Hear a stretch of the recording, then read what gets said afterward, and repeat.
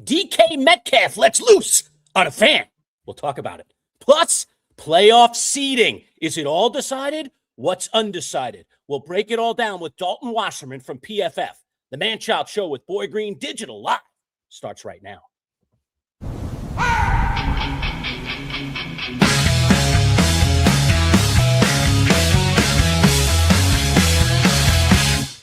Let's go! It's time for the talk to you. Cause Franco is born, it's all we're gonna do.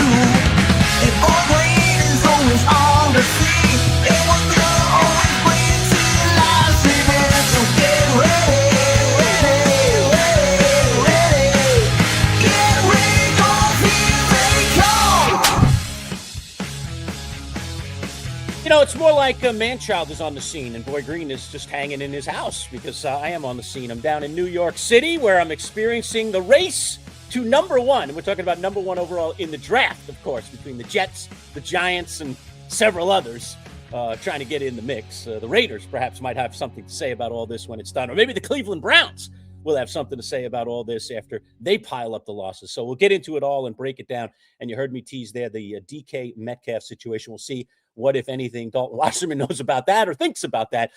Kind of an incident that happened during a game that kind of flew by the wayside and now will have to be dealt with by the NFL. We'll see how strict they are. But without further ado, let's bring in our guy, all things NFL, our NFL insider from Pro Football Focus. It is Dalton Wasserman. What's up, Dalton? And happy holidays as we approach the big holiday this week.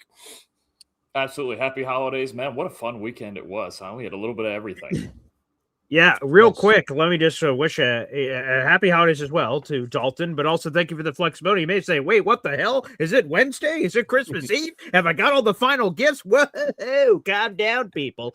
We just called a quick audible at the line of scrimmage. A lot of our normal guests and things will be all out of sorts. So just keep an eye out to the YouTube channel here, MC Show Digital, and we'll catch you up on all that jazz. So Dalton, very kind and generous to jump on our Monday recap show. So we won't have that Wednesday live show coming up here. Instead, we're going to pack it all in today. So Dalton, thanks for the flexibility. Oh yeah, no problem. You know me, Wednesday, I got to take it down to Florida. I got to have me a warm Christmas for the weekend. So we'll be all right down there. It'll all be good. And then we'll get back on track next week. Excellent. All right. Before we get to the, dare I say, on-field stuff, let's just start with this little incident that I teased about DK Metcalf. So it was an incident behind the bench during the game. It was actually a little before halftime.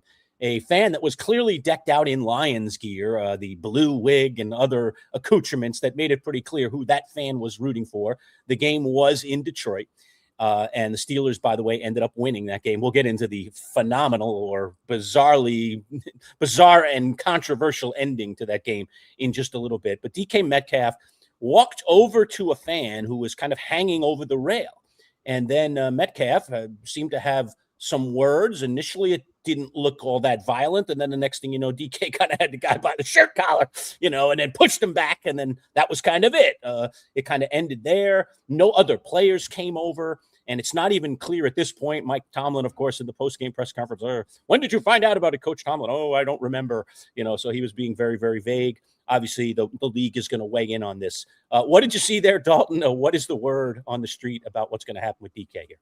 I don't know. There's likely some sort of fine. I don't know if there will be a suspension or not. Obviously, you can't put your hands on people, right? There's levels of trash talking at every stadium. And obviously, the league is going to investigate what was said and what line was crossed, right? And what really set DK off. And honestly, I believe Tomlin when he says, okay, he didn't really see it or didn't know anything about it because he's got a lot going on the sideline, right? More so than, people who are picking fights in the front row of the stands. I mean, that's something I usually see more so when I was coaching high school ball, right? When you get people, over at the gate, over the front row, 10 yards behind the bench. And then you get one of the high school kids going over there trying to pick a fight with somebody. So, I mean, it's something that obviously can't happen on both sides of it, right? If there was something egregious that was said that crossed the line, obviously some stadium security, they're tighter on things like that than others, but it really needs to be cleaned up both ways. And it really does.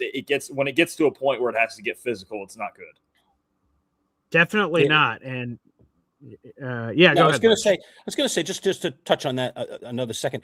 I mean, to me, doesn't it make sense, Dalton, to have a barrier, call it a roped off area, some kind of barrier between the fans and the players right there on the sideline. Because the fans, obviously, who sit down on the sideline in the front row are very close to the players. The players can certainly hear what they're saying and so on and so forth. But to just essentially deter, it's almost like when you go to a concert and there's that pit in front of the stage, and then there's, of course, always security in that pit. So if anyone got over, dare I say, the barrier or the wall to want to get up on the stage, you'd have a moment or two to clear that thing out before that person ever got up on the stage. I mean, to me, it just seems logical. We've put netting in Major League Baseball stadiums now to protect fans from foul balls. I mean, we've done a lot in sports. I hate the fact that we're taking it away from the fans, but these dangerous situations might require it once again. Right. And I mean, there needs to be some level of conduct that the fans need to adhere to also, right? And they just, you hate to say there's just a certain percentage that are kind of be delinquent about it. But I mean, that's just kind of how it goes, especially in these high energy situations and you're dealing with road teams and things like that. So, I think it's always a conversation about behavior of certain people and how it should be handled and how it should be prevented. And then without, like you mentioned, hindering the fan experience at all. So it is a tough balance right there. And I'm sure it's the part that makes me think Metcalf won't get too serious a punishment. But again, taking it to a level where it gets physical could be a different line there. All right, and just one more on this one. Again, I think we're all on the same page here, and I can probably speak for all of us here. If the fans said anything derogatory in any way that clearly crossed the line that we're all aware of, then the highest punishment that's possible for that fan should be there, and 100%. Nothing excuses what DK Metcalf did, but if we all know a line that was crossed, if that was crossed, then that's the case. But there's two stories here, and I don't know, maybe the security is going to be able to fight this off. I don't know if they'll be able to. So the fan has already done an interview, because why wouldn't he, with the Detroit Free Press. And he said what he said to DK Metcalf to get under his skin was he called DK Metcalf by his real name. So DK Metcalf, we all call him DK Metcalf, but his real name is DeKalen Zacharias Metcalf. And he thought that seeing the Key and Peele sketch or something, that it would get under his skin and like say his name back to him, even though he called DK Metcalf. That's what the fan says. So that's the fan's version. Okay. Side of the story. And he says that bothered him. Now, to me, I mean, I'm not DK. I do know a few people in my life that like their name's Christopher. And if you call them Chris, like they're going to lose their bleep. And so I guess you never know with someone's name. I guess that could be. But that didn't, when that was the first story that came out, to me, that doesn't sound enough where if I'm DK Metcalf, I grab a guy by the fake hair and punch at him. That doesn't sound enough to anger me. The other story that came out is much more, the other side of the story real quick that came out much more serious. Ocho Cinco said he spoke with DK Metcalf on their nightcap show with Shannon Sharp, and he said that the fan said the N-word and the C-word about DK Metcalf's mother. So if all that's true, then all hell breaks loose. But these are so diametrically opposed stories. We'll see if the NFL security can review this. But apparently that's the two sides of the story, and that's what's happening here with this situation. So.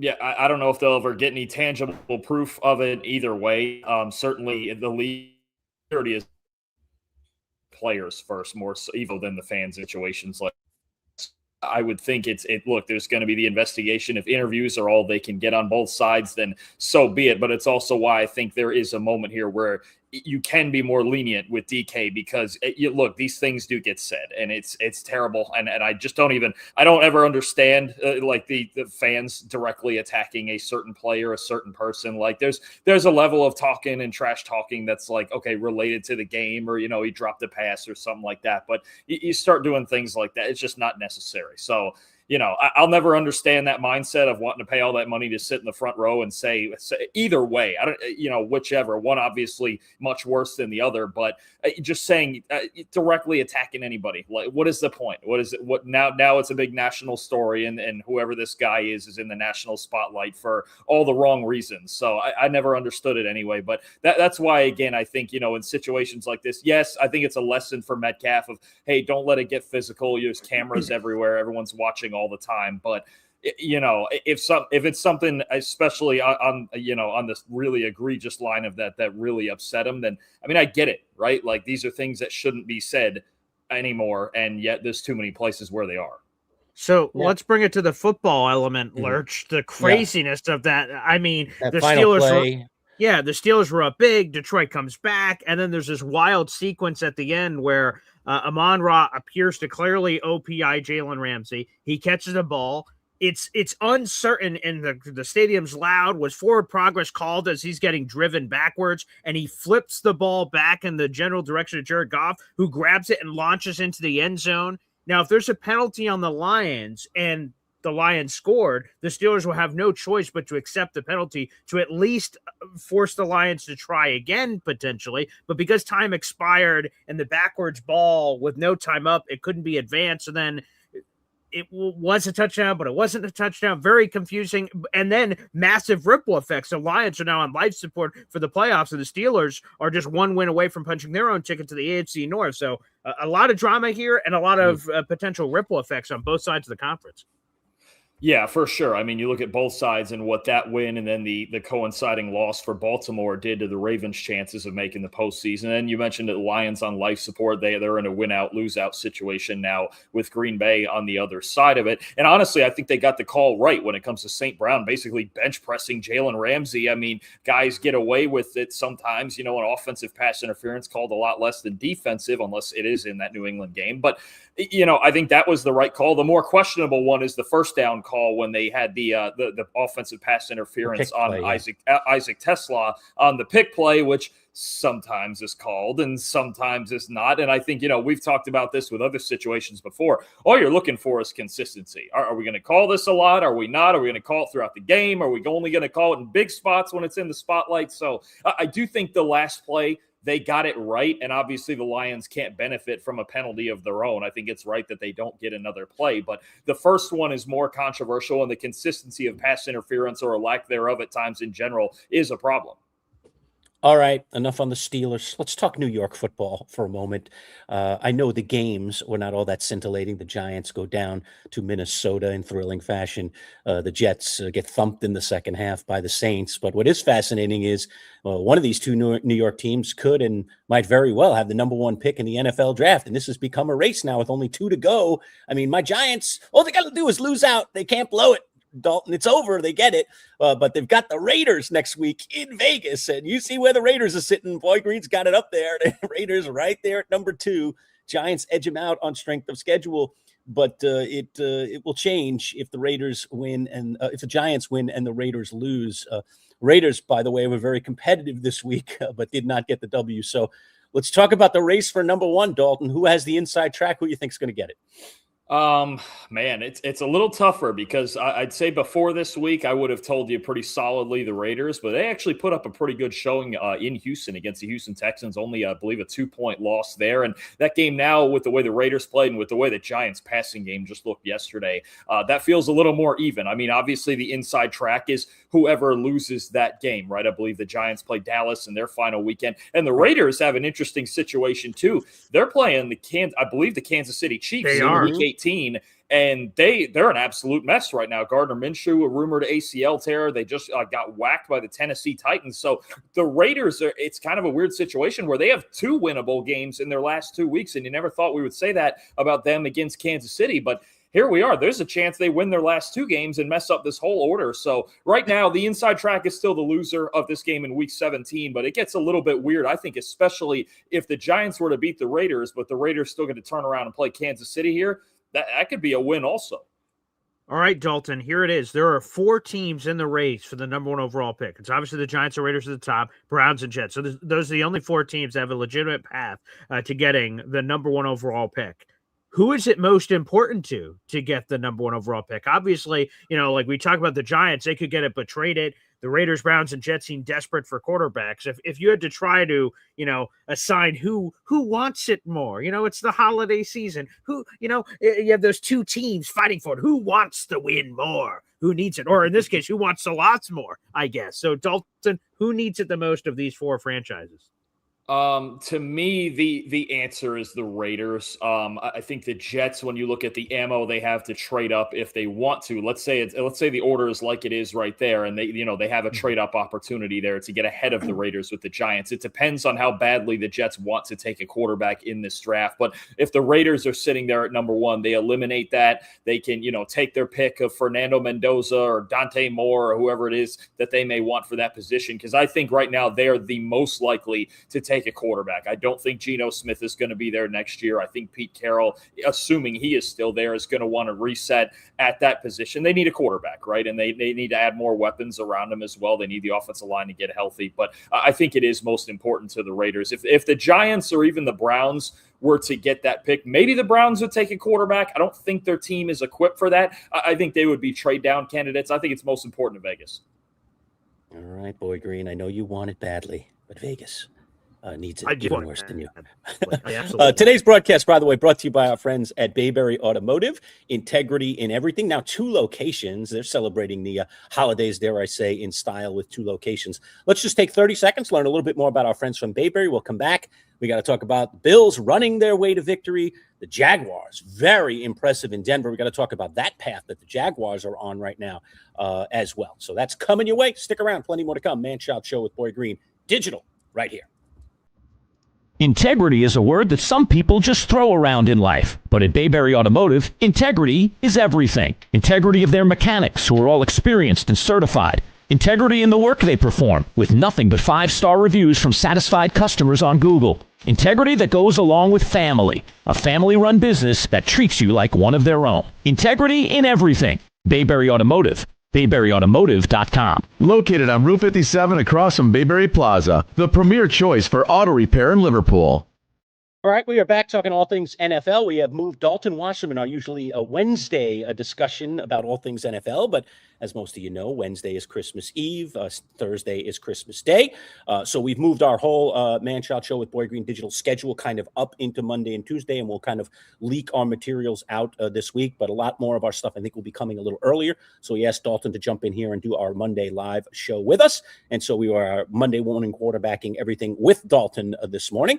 And again, today's broadcast brought to you by our friends at Bayberry Automotive. By the way, we did have a giveaway, Boy Green. Let's take care of that business really quick. I told you once we got to our latest landmark, 425 subscribers, that we were going to give away this beautiful autographed photo, all right, of the from the movie Slapshot of the Hanson brothers. There it is. All 3 Hanson brothers signatures very clearly on there. Very nice black and white photo. And at the bottom there, it's from Universal City Studios. I guess that's where I acquired that photo from many years ago. So anyway, Boy Green, we have picked the winner. Do you want to announce the winner, or should I? We know the name of the winner, and it's a very familiar name. That's the shocking part of it all. Fantastic. Yeah, and again, it's at random, folks. So this is the cool part about it. We keep doing these free giveaways every subscriber mile marker. We're getting to another one. We'll talk about that in a second. So, Lurch, please do the honors. All right. The winner is Hep. Right? Is it John Hepburn? Is it John? Is it John? It is. Hep's That's his name? full name. Yes, John Hepburn. So John Hepburn. yes. Hep won the photo. So Hep, I have it with me, as you see right here in good old New York City, in a nice folder. I will pack that very neatly and send it off to you. Boy Green, reach out to Hep and get his address and whatnot so that I can send it to him if you don't already have that. Yeah, will do. I will absolutely do that. So congrats to Hep. That's pretty cool. But don't fret if you were really interested in that Slapshot photo that you didn't get. We have 428 subscribers, which means we have 22 spots left for this next giveaway. One of our first 450 subscribers will get this beautiful piece of Jets history, a 1972 official yearbook cover. I'm sure he does. He's a Jets fan. We got a couple of Hall of Famers here. Joe Namath, John Riggins. Again, if you're one of our next 22 subscribers, all you have to be is one of the first 450. You'll be eligible for this giveaway. We'll continue to do the free giveaways. If you remain subscribed to the channel, you're eligible for all of these giveaways moving forward, and we'll keep doing them here on the channel. So our next one coming up is 450. So we're 22 subscribers away from that one. Very cool. All right, the two New York teams. Go ahead. I'm sorry. Go ahead, Doug. That picture was the last time we were in the playoffs, wasn't it? Yeah, might be. Oh, boy. All right, enough of the Jets and the Giants and number one overall picks. We'll see where that all goes in the next couple of weeks. We'll be watching with bated breath, as they say. The Buffalo Bills running themselves into a win. Boy, they didn't even need Josh Allen. one of our fantasy participators who was taking on Boy Green in this big matchup. We'll get into the fantasy finals, folks. Oh, it's everything you wanted and more, I guess. I don't know. But we'll tell you the results of that in just a moment. But Big Al, a regular here on the channel and a longtime listener on our radio show as well, when we were on the radio side of things, a Central New York native, was playing Boy Green. He had Josh Allen, man. Josh Allen had one of those quiet days, dare I say, in fantasy, a killer. If he just gets a normal day out of Allen, he takes down this guy right next to me. But instead, Boy Green is headed to the championship game. Now, his opponent might have something to say about that. We'll get into that in just a little bit. But thoughts on the Bills and how they ran themselves to victory here, Dalton? Yeah, definitely going into Cleveland. It's just never easy despite their record, right? Because their defense is so good and you get Myles Garrett in that loaded front seven. And the big goal for the Bills in that game and for Joe Brady was to just keep the football away from Myles Garrett. When you go back and watch that again, that's what they did. They basically ran their entire offense to just half the field. Just stay away from number 95, play it safe, don't turn the ball over and give them easy opportunities, right? And you can just find a way to grind through a win in Cleveland, right? It's very rare that teams go in there and dominate this team despite the struggles they have on offense, because that defense is so good and they cause so many problems. Even for a team like Buffalo, they're good in the trenches. They run great man coverage on the back end. So I think if you're the Bills, the only goal in that game, no matter how ugly it was to go out there and get a win. And the fact that they can do it in different ways, running the football, they didn't need Josh Allen to have an MVP performance like he has so often. They didn't need the big comeback victory, although they were down early in this game. I think they just went in there and it was just, look, let's take care of business, mission accomplished. We don't really care if we cover the spread or any of that. This is a tough team to go into their stadium and play despite their record. And all that talk going over to Sunday Night Football. Yeah, go ahead. I'm sorry. I was going to say all that talk, Dalton, at the beginning of the season about why do we keep why do you keep James Cook? Oh my God. I mean, James Cook has become a very, very key ingredient to this Bills team. As a matter of fact, I can't imagine with the failures that they've had at receiver, how they would even be in the same position that they're in without James Cook. I mean, we know Josh Allen obviously is the straw that stirs the drink, but without James Cook, this team is nowhere right now, and they're certainly not contenders for a Super Bowl. Absolutely true. The receiving core has struggled at times this year, and Cook is their next best offensive player outside of Allen. And Allen's rushing threat is just as important as his passing threat. They're really good on the offensive line. The tight ends are among the best blocking tight ends in the league. But Allen and Cook on the ground is actually the engine of their offense. And you're right. They would probably not be in the postseason without a back like James Cook. All right, let's go back to Thursday Night Football, actually. Yeah, let's go back to Thursday Night Football, actually, before we go to Sunday Night Football. What a wild game that, again, also has these massive ripple effects for both these teams with the Seahawks and Rams. And I was watching it. Football coaches tell us this all the time. It goes all the way back to high school football. No matter what you think happened, pick up the ball. So, like, your quarterback throws a pass. Yeah. It seems like it's incomplete. You just run over to it and grab it just for a second, then hand it to the ref. Clear possession. They always taught you that in high school football when we did that for any play. Again, a 2-point conversion, a field goal, nothing. Just grab it and then hand it to the ref. You had possession and you just sort of take care of business. And Zach Charbonnet, I haven't seen any press that he's done, so I don't know if he's admitted this, but I think it was just BS luck. What I just said. Just picked it up. It just built into his mind to always pick up the ball. So either luck, coaching, or both, and it ends up being this seismic play, and they go to overtime and everything else. What did you make of it? Because it's an interesting juxtaposition to hear how the Lions and Steelers game came out with the ball going backwards. It's different from a lateral pass to, well, I guess they both technically were lateral passes, I guess, even if they weren't on purpose. So, but it is just an odd juxtaposition that one swings the other way for Seattle, the other one swings the other way for Pittsburgh. It has these effects, and wow, what a game.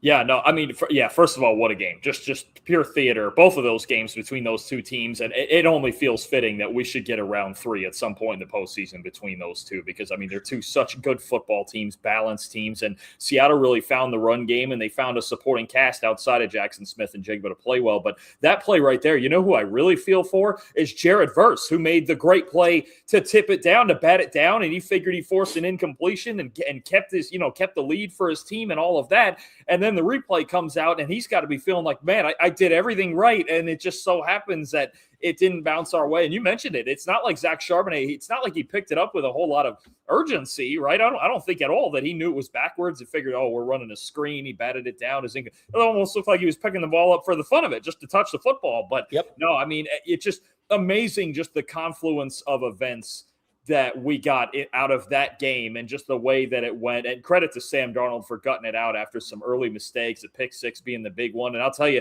the other thing you get taught a lot in the early days of football, special teams can turn things on its head, man. And Rashid Shaheed with the big punt return really starting to spark that comeback. That's the second time in the last few weeks that a big return from him has really turned the game in the Seahawks' favor. So big time pickup for them, both on offense and on special teams. He's made them a lot better. All right, if you want to jump to Sunday night, go ahead, BG. I got another question, so jump to Sunday night first. Yes, and again, another crazy game. So we have Patriots-Ravens. Patriots have a chance to clinch the playoffs. The Ravens are still chasing Pittsburgh, so they have to keep up and then hope Pittsburgh slips up in there with another matchup. And now all of a sudden, well, I guess the weird thing is, let me try to get the Derrick Henry thing in here. How does he get a carry at the beginning of the fourth quarter that puts up Baltimore by multiple scores, and then he never touches the football again? What in God's green earth happened there, Dalton? I don't know. And it's not the first time. It's not the first time that we've seen this, where it feels like when you watch that team, especially with Lamar Jackson out, right, with Tyler Huntley in the game, you don't want to put Huntley in any sort of position where he has to win you the game. And Derrick Henry doesn't touch the ball for the last 13 minutes, right? You figure you watch that team and you go, okay, he's the closer, right? This is why you pay him all this money. This is why he's top 3 to 5 paid running back. This is why he'll be in the Hall of Fame one day. He always gets stronger as the game goes on. He's always so great in the fourth quarter. And then you come out that next drive and the rest of the way, and it's, okay, it's Keaton Mitchell. Well, and I like Keaton Mitchell as a really good football player, but you pay Derrick Henry for those moments to be the closer, right? And the guy who's, when you get to 6 minutes left in the game, he's the last person on the planet anybody wants to tackle, right? And he's just not out there. And especially with Huntley out there instead of Jackson, it just, I don't know, man. The Ravens, they just had this thing the last few years, but especially this year, of just not being able to close games, right? And those last 8 to 10 minutes, and there's just certain moments you think about how many missed opportunities against Pittsburgh. You go all the way back to week 1 against the Bills when they had that big lead and they couldn't finish it off. It just feels like a recurring problem for this team, and it's cost them their season at this point in all likelihood. And there was there was tons of drama, okay, in this weekend's NFL slate. I got to go to that Bears-Packers game. I watched that entire second half. The unlikelihood of the Bears winning that game. Onside kicks, as we know in today's NFL, without the players being able to run ahead, and be there as the kicker's making contact and forge towards that, the receiving team, has really, really cut it down. I think the numbers were somewhere in the neighborhood of 6 or 8%. I think 8 was the number that was given by the play-by-play crew. 8% chance that they could recover this. And of course, the Bears do recover the onside kick, and then they go down to win the game. Talk about the drama in that game. I mean, obviously a huge, huge division rivalry game. Fantastic stuff. I mean, the two stars of the show, of course, are number one, Caleb Williams making that throw in that moment. It's just ridiculous. And making several throws and several plays in so many big moments this year. I mean, the Bears really, they have, what is it? It's 6 comebacks in the last 2 minutes of the fourth quarter, right? I mean, it's just ridiculous when you think about it. I believe that's the most since the merger. So, I mean, you look at Caleb Williams, and is it always perfect? Absolutely not. For 3.5 quarters of this game, it was ugly, man. It was really, really ugly. And you're playing an injury-riddled Packers team who's got a lot of backups out there, and you're struggling, and you need this win if you want to win the division. But they find a way, and I think that's a credit to Caleb and just the guts that he's been showing late in games. And Ben Johnson, I mean, if nothing else, obviously he's an elite offensive play caller, but what he's brought to that team more than anything is just this belief that they can win any game at any time. And that franchise did not have that in recent years. They really haven't. It's been one of the things, when you look at the previous era under Matt Eberflus, where it was like, oh, they're going to find a way to lose. The Bears are going to find a way to lose. They're up 14 with 30 seconds left. They're going to find a way to blow the game somehow, some way. And now it's just the opposite. It's that you feel like they always have a chance to win, and they just have this belief in situational football that, hey, we can do this. This isn't the same old Bears. And it's just a credit to Ben Johnson's leadership, man. And that's why he's a coach of the year candidate. All right, I need to get this in, so I don't know. I know we're running out of time, Dalton. So, let's just reveal the cat out of the bag here. Me and Manchild are facing off in the fantasy championship game coming up this weekend. I've won this, so we've been doing this league since 2017. He's won the league twice. I've won the league twice. One of us is guaranteed to get a third championship, which, by the way, just first off, blessed be he. I've read books. For I've sure. got books behind me on the bookshelf of fantasy commissioners that have been a part of their league for 30 or 40 years and have never won before. So the fact that we've each won twice in a span of less than a decade, and now one of us will be winning a third, is tremendous. Dalton, you've known me a little longer than Lurch, but it's pretty close, okay? But I need to know, who are you rooting for this weekend? Manchild, Boy Green. Boy Green, Manchild. Where do you align, Dalton Wasserman? And before you answer that, Dalton, you see the comment there on the screen. So Jamie, a.k.a. Jamie, the FedEx guy, is our league historian. He knows everything about our league. Our league is about 10 years or so we've done the champs. Boy Green, you know exactly, because you know how many names are on the side of that trophy. I mean, only one winner per year. Right. But he says, and I believe him, he knows this stuff. This is my third appearance in the championship game in the roughly 10 years. All right. And this is Boy Green's fifth appearance in the championship game. I don't like his little comment about you being the GOAT there. Boy Green is 2-2 so far in championships games, including the one other time that he faced me when I absolutely obliterated him, one of the most lopsided victories in the history of fantasy football, period. Forget about our league. I get a chance to do it again here, hopefully, next week. But I'm 2-0 in my championship game, so I'm trying to be the Patriots here and stay undefeated, or whoever it is, the Steelers or some great team that gets it done when they get to the Super Bowl, essentially. And Boy Green is 2-2, but he's made it 5 times, which is pretty darn impressive. Go ahead, Dalton. Now you can comment. Who do you like? What do you think? Go ahead. Oh, wow, this is tough, man. I wish I knew who was on the team so I knew I could pick the better one. Man, oh man, that's tough. You guys might have to send me the roster. You want to taste? You want to taste? All right, Boy Green, pull out your roster. Give me like the 3 best players on each team.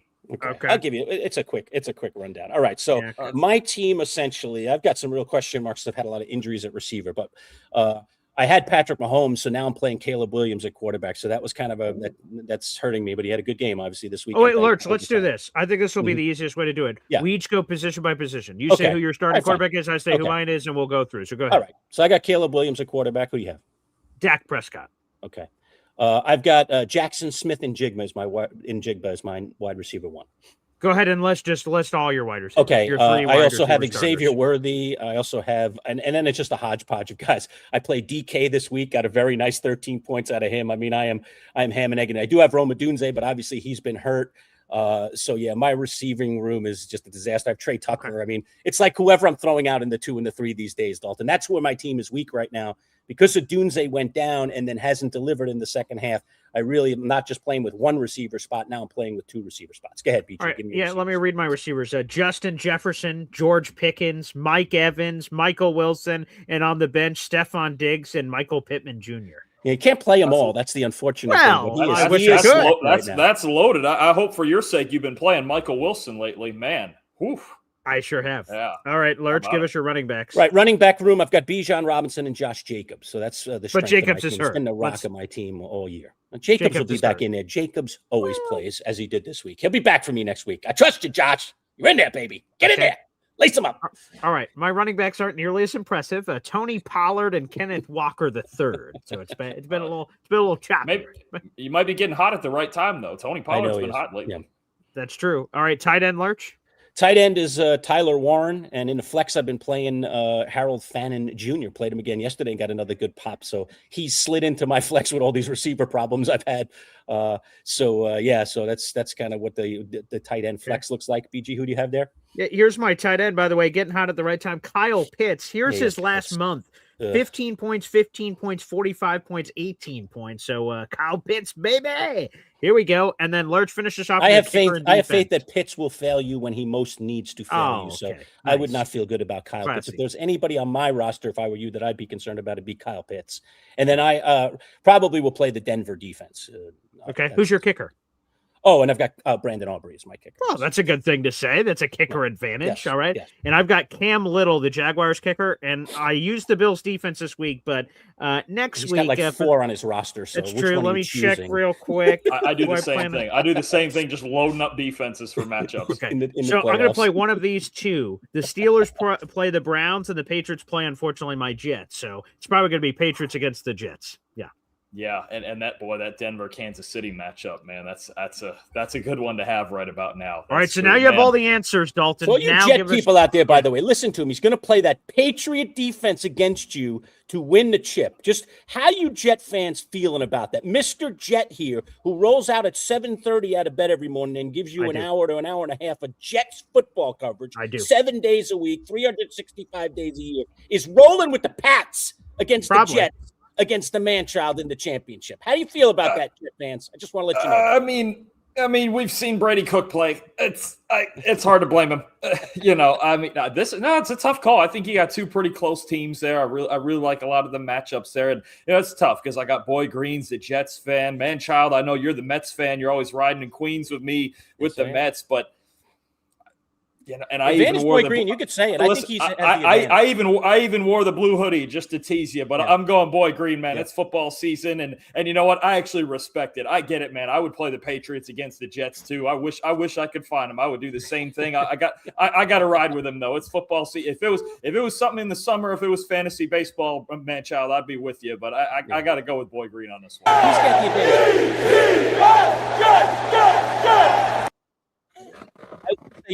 advantage. I'm sure mostly everyone in our audience can relate to the TV show Deal or No Deal. All right, we've Sure, all yeah. and every once in a while, somebody goes right to the bitter end. Okay, and they are asked the question by Howie at the very end: would you like to keep your case, or would you like to switch cases? All right. Now, say, Dalton, if Howie were here today and offering me, would you like to keep your team, or would you like to switch cases? I think I would take Boy Green's team over mine. You all know fantasy's crazy, and you just don't know. I have been the better regular season person, but injury circumstance and him plucking some lucky guys off the waiver wire. Michael Wilson, who would have thought somebody let Mike Evans out there. Now he's got Evans on his team. That came out of nowhere. He didn't draft him either, Dalton. So he's made some good moves. He's made some trades. He traded for Kenneth Walker.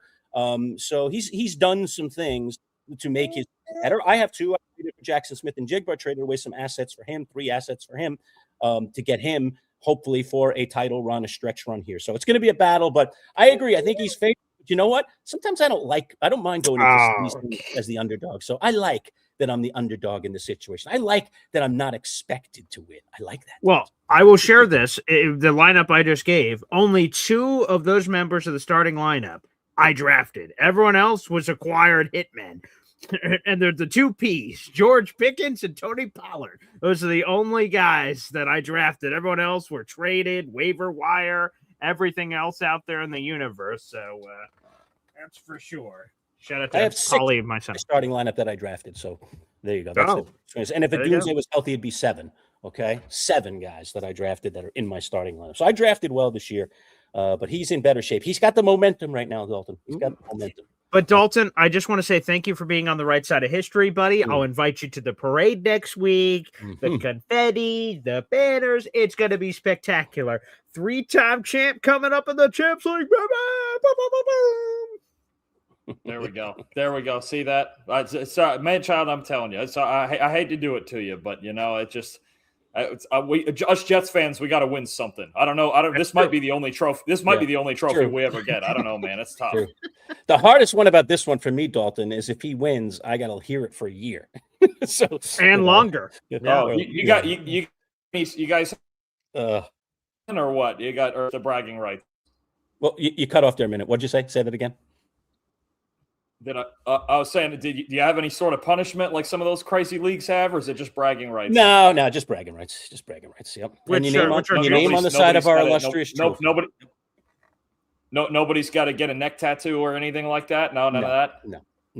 There'll be Not yet. But that will be on my mind, not the neck tattoo. But the thing that'll be on my mind is the last time me and Manchild have only faced off one other time in the championship game, and I got my teeth kicked down my throat. I lost like 200 something to 130. It did, or it could have been 100. I don't even know. It didn't matter. Once it got that high, I had no chance. I was just like, Jesus. So it's over just about been on my 230, mind. Dalton. 230, it was over. I was like, oh my God, I think it's See, over. honestly, that I can almost live with that because it's just like, all right, there's nothing I could have done. When it's like mine this week, if I lose this week, it'll be straight up because I benched Kenneth Walker. It'll be my own fault. Like those are worse than just if he goes out there and puts up a 230. Like it is what it is at that. Like I wouldn't even. That's a loss. I wouldn't take that hard. It's the ones where I make my own mistakes that get me harder, man.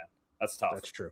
Yeah, we're on the same page. That's the loss I prefer. If I could control it, I'd rather get my teeth kicked down my throat than lose close, because then you're micro overanalyzing this decision.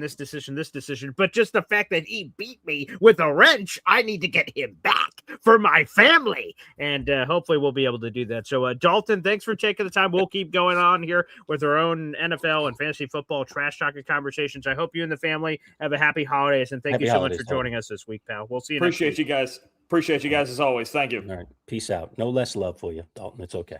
No less love for you. Oh, nice. I'm in your corner, man. Like I said, if I could switch cases, I would switch cases. Interesting. What do they say about that? Isn't there like a science or something to it about if you should switch the case or something? I don't know. Yeah, I don't know.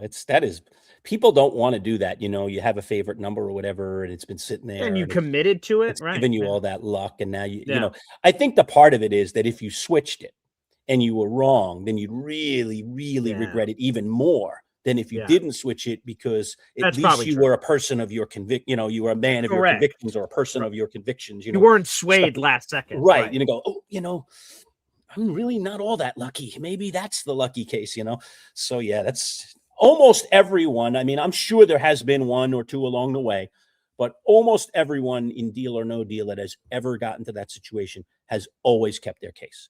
So it is the rare that it goes the other way. But there probably have been a couple over the history of the show that have gone the other way. And that wouldn't shock me. But this is what I came to the table with. This is what I'm going to go with. But see, that's good insights for this fantasy matchup, right? Yeah, you want to switch? You want to switch teams? I don't. I definitely do not. I feel great. Oh, I feel you want to switch cases? Okay. Now, there would be something poetic in a terrible way if one of the big reasons you beat me is that Broncos defense I traded you. I mean, that'd be painful, especially with the matchup. They're playing.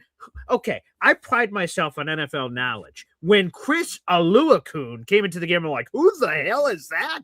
So your Broncos defense going again against Chris Aluakun, I think you're going to be well off, pal. Yeah. I was just doing a little reading on Josh Jacobs. I mean, I will need Josh Jacobs in my lineup, and I will need him, to deliver Josh Jacobs kind of numbers, or I wouldn't give myself much of a chance to beat you. I mean, I think, I'm in a situation right now with my fantasy team where I have some home run hitters, but they all need to hit me a home run at the right time. It's the bottom of the ninth. There's 2 on, man, and we're down 2, home run wins us the game. That's the kind of thing. So I'm going to need JSN. I'm going to need Jacobs. I'm going to need Bijan Robinson to land for me. I'm going to need Brandon Aubrey to put up some points as a kicker. I'm just going to need all the guns hitting here. And I think your team, with all of these late season pickups that you've had and just kind of the momentum, and you don't have any key injuries at all, you're just in a better position where you have balance across your roster, which is what I always prefer, by the way. The best teams that I've ever had have always been the ones that have had the most balance. When I made that trade for JSN, 2 weeks maybe before our trade deadline, that was a definite swing for the fences, but I was worried about if I start to incur injuries, that I could find myself in a deficit, because I really had nice depth to my team. And, I would have had Drake May on my roster. Okay, Patrick Mahomes, you're out. Drake May, you're in. Beautiful. You have Kyron Williams running back. Right. So, and I had Kyron I was running him as a flex every week. So if Jacobs does go down, I plug Kyron in, and now I can go find another flex. I had that Harold Fannin guy. He's a great flex for me right now. So I've had to ham and egg it a little bit, and I've been managing to piece it together. But, top to bottom, your roster is just much more solid than mine. But as we know in fantasy, that really doesn't matter. So it'll be a fun week. It is always great when we face each other. It's only the second time in our history that we faced each other in this fantasy championship. We created the leagues, like I said, about 10 years ago. And we love that idea of being the only something, and for a while I was the only 2-time champ. And then a couple of seasons ago, Paul won again, and that made him now equal to me. He was a 2-time champ. But if you read those dates, and we talked about this at the very beginning of the season, I have a little San Francisco Giants kind of thing going on. You right? do. The baseball team, they were winning championships in those odd years for quite a Even while. years. Or even years. It was like, boom, Yeah. another championship. Oh, they don't win this year. Boom, but they win again next year. So they were in that thing. Listen to when my championships were, folks. There's a pattern here, and I like the sound of this pattern. Go ahead. Yeah, Lurch, you won the league in its first year of existence. That was 2017.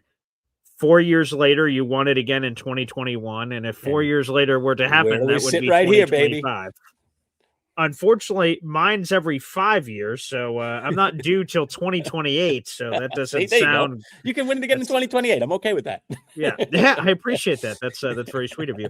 It is crazy. Again, I have a book back here. It's Matthew Berry's book, and he has his own written stories in there. But a lot of stories are like submitted, and he like sort of edits them and talks about them. And there are people that have just been in their own leagues at home or wherever that they've been for 30, 40 years and never won their league. The first 2 years of this league, me and you have won the league, back-to-back, and then have won cool. it an additional time beyond that, and now a third time. So you eliminated the defending champs. So you have some mana spirit going on right now. You took out Jabber's wing sauces. So unbelievable. Wow. There you go. So this is on the line, baby. This is it right here for a third championship for one of us. Somebody's name is going to be emblazoned for a third time for the first time. I want it to be me so bad. I just wish this team was in a little bit better shape. I wish we had that Titanic matchup. I mean, my team's capable and they can win on any given week, and I might win next week, but your team is peaking. You're peaking at the right moment. And I said it about 5 weeks ago. I said it on the show. Yeah.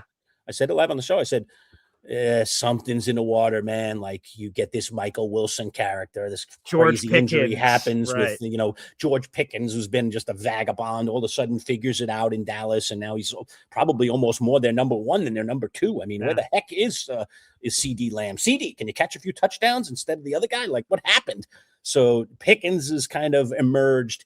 And Pitts, then just being able to Pitts all of a sudden, I don't know that guy. I wouldn't want him on my team anyway, to be honest with you. I can't stand that guy.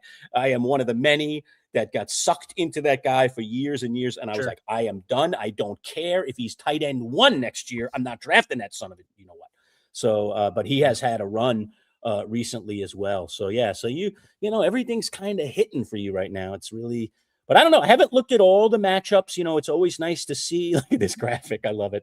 All right. It's always nice to see, what teams your guys are playing against. You get a few weak defenses and all of a sudden, somebody pops a little bit more for you. So I haven't looked at all of that yet, but we'll see. Maybe the matchups will favor me a little bit. I'm not sure. I haven't looked at it in depth yet, but I will certainly spend some time this week taking a look at it.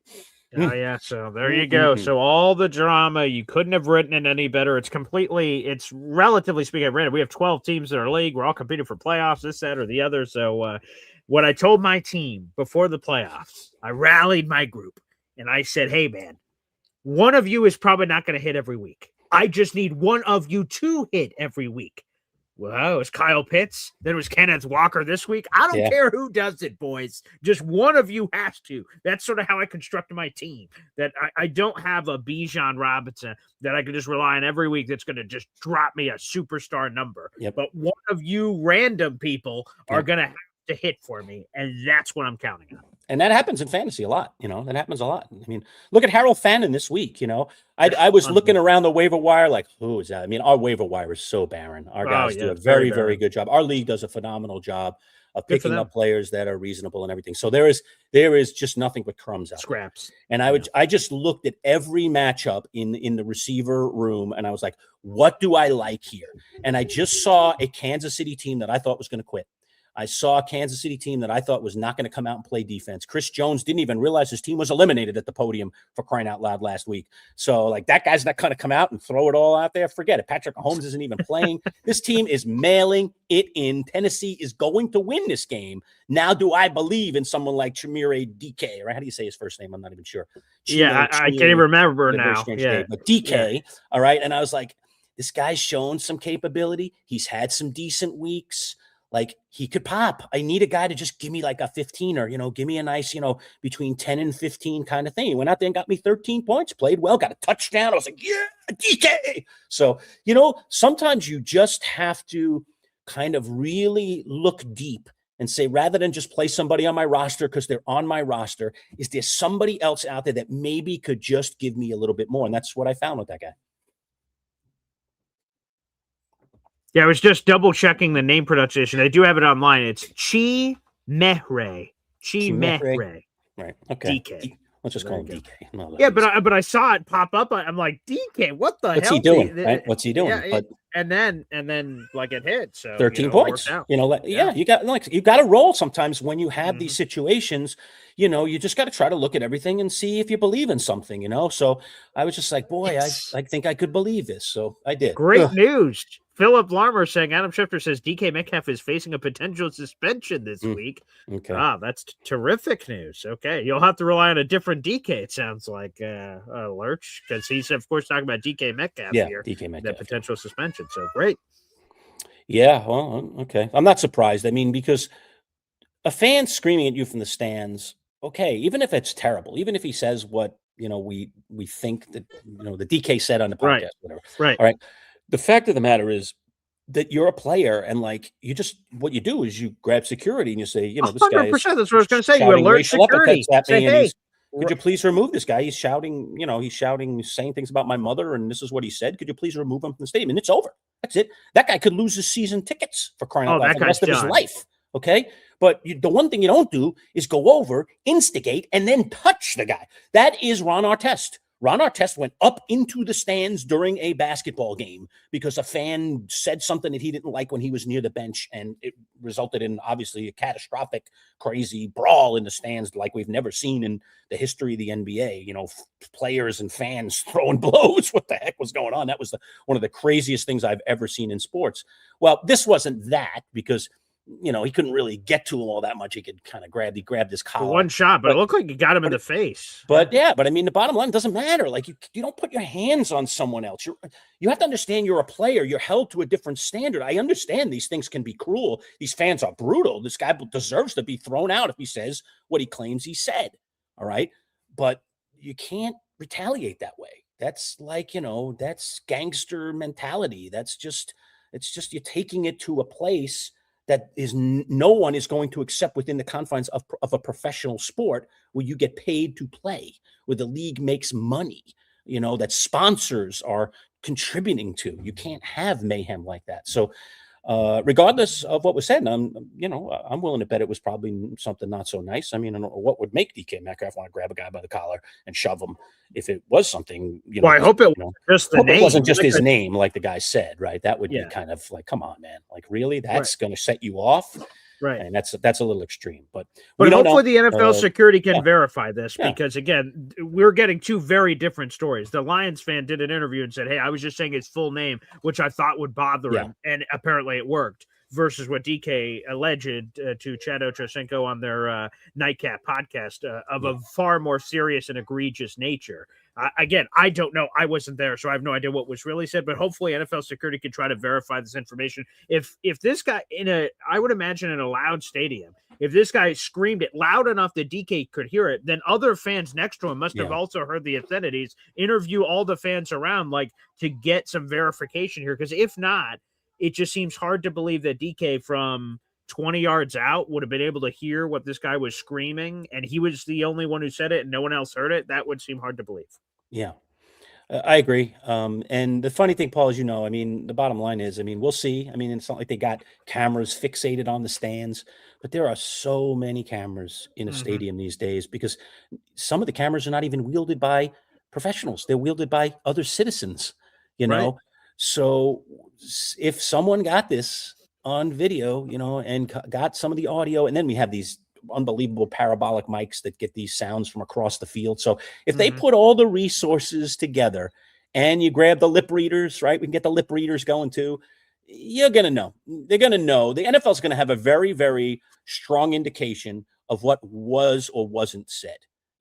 Whether the guy just said his name and that was it, or whether there was a little bit more going on there. So I'm sure the NFL will use every resource at their will to find out at least what was said there. There's probably witnesses very close by that could probably corroborate one story or the other, hopefully that are not a member of that guy's family, somebody that was, dare I say, a little biased bit more, in some way, right? a little less biased, because the game again was in Detroit. So again, Correct. most of the people in that area probably are going to support the fan, but you might be able to find somebody who would give you the real story. So you got that too. And I don't know, again, it didn't appear in the video that anyone was in really close proximity that was on the sideline, because no one even came over, but was someone close enough to hear a little bit of that dialogue? Maybe that was the case too. But in the video, it looked like he was almost over there kind of by himself. I couldn't even tell like where he was exactly. He's behind the bench, obviously, and in this area. I was like, why did he walk down to this area? So it was a little unclear to me when I saw the video. But again, I didn't see the raw footage all the way to exactly how it went down. So yeah, let me see. There is a alternative camera angle that has since come out. I was trying to get. I told you, there's a million angles of everything these days, so someone's going to get it. So here you go. You guys are going to just see this in a weird fashion. I've been trying to download it, but it wasn't coming through. So you guys are going to see this. This is a much closer angle. And how does not someone, right? The NFL has a great security team. How does someone not possibly get their hands on this? So here is another angle of this. I'm going to throw this up on the screen and go full screen here in just a second. So he's all the way down by the blue tent. Yeah. Yeah, you kind of see it. And you hear the fan. He actually screams back, "What the F was that about?" Yeah. Right. Almost as if he was in disbelief that DK came over to him. Yeah. And DK grabs him and then punches him in the face. Yeah, it looks like there's other fans right around. Yeah, there's a cop there. There's that. Yeah, look, that guy. Yeah, I'm pausing it right here. Had to have heard something. Come on, you have to interview that guy and say what was said. What did the guy say? Yeah, right. He is so close. How could he have not possibly heard it? You have that guy right there. This event staff member, the guy in the red, I don't know. There seems like there's enough people that you guys should be able to do it. And obviously you have some of the other fans right there. So they're going to get to the bottom of it. We're probably not going to find out all the gory details. But the NFL has, should get to the bottom of this before they levy any fines or suspensions or whatever it is that may come of this for DK reaching up into the stands and grabbing a guy. By the way, real quick, what's your gut say? Does he get suspended? Yay or nay? I think he does, because I think that, anytime you reach up and grab a fan, you put your hands on a fan, regardless of what was said, you should be suspended. Yes, I think he's. And I think they want to crack the table too to say, hey, other NFL players, don't be thinking around 100%.